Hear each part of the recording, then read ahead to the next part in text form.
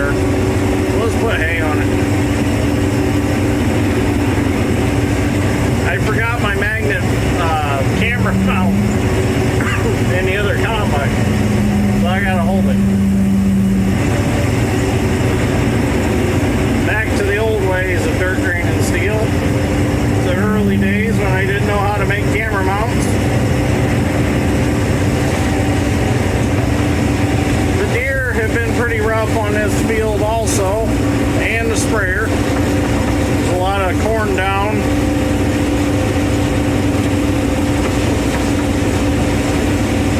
There's only 16 acres total, and we basically got to drive all the way from Toto to Knox just for this 16 acres. So it's kind of not worth row cropping it anymore. I'm just going to put hay on it. I need the hay anyways.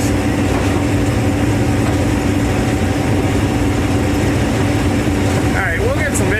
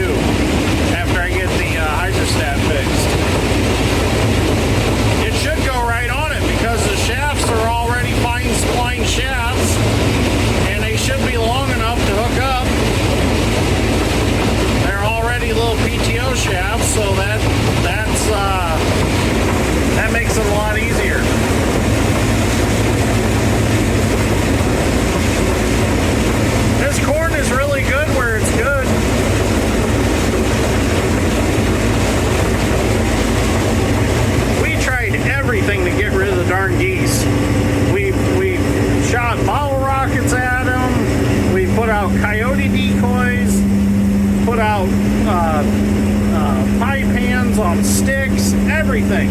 And they just won't stay out of the corn. There's like hundreds of them that end up coming here. Next year they'll have a rude awakening when they come here for food and they find out it's all hay.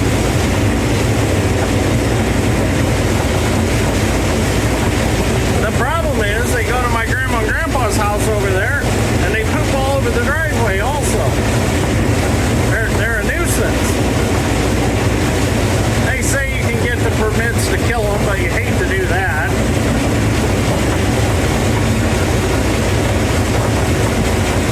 Need to get some swans to put on the pond over there. Supposedly swans keep geese away because swans don't like geese. And I guess you can rent pairs of swans to put in your pond to get rid of the geese. That's what I've heard.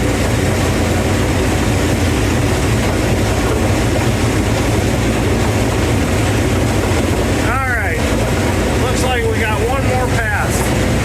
Let's see what happens. I'm going to say I'm getting a free lunch. What do you think?